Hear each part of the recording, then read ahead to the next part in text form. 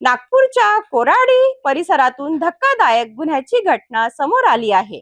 जुन्या वादातून दोन तरुणांवर जीवघेणा हल्ला करण्यात आल्याची माहिती समोर आली असून या हल्ल्यात एका तरुणाचा मृत्यू झाला आहे, तर दुसरा जखमी असून त्याच्यावर उपचार सुरू आहेत। या प्रकरणात पोलिसांनी तातडीने कारवाई करत 3 आरोपी आणि एका विधी संघर्षग्रस्त बालकाला ताब्यात घेतले आहे। नागपूर जिल्ह्यातील कोराडी पोलीस ठाण्याच्या हद्दीत ही गंभीर घटना घडली आहे।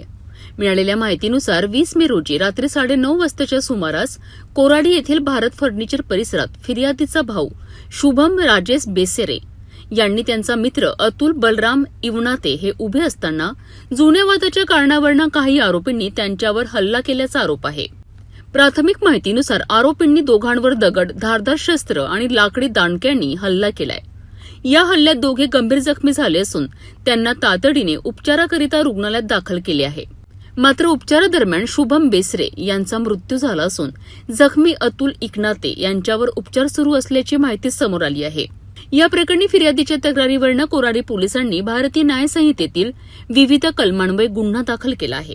दरम्यान पोलिसांनी तातडीने तपास सुरू करत 3 आरोपी आणि एका विधी संघर्षग्रस्त बालकाला ताब्यात घेतले असून इतर आरोपींचा शोध सुरू आहे।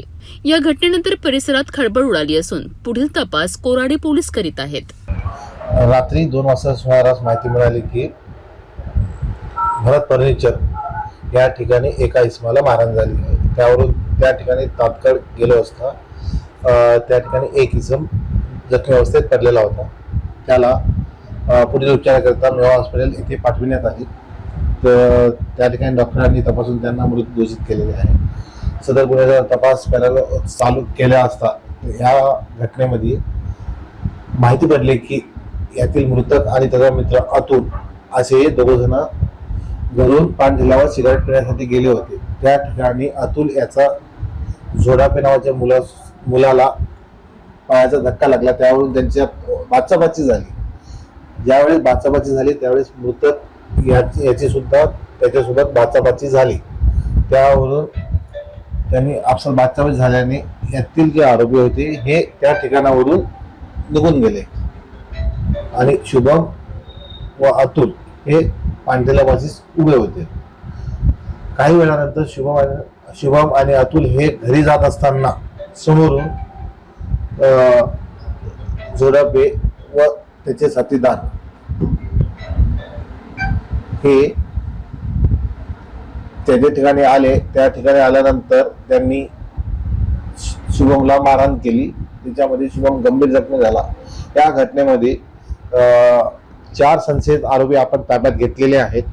घटनास्थळाला माननीय जॉईंट सीपी सर, डीसीपी साहेब, क्राईम डीसीपी सर व इतर वरिष्ठ अधिकारी सुद्धा तात्काळ आलेले होते।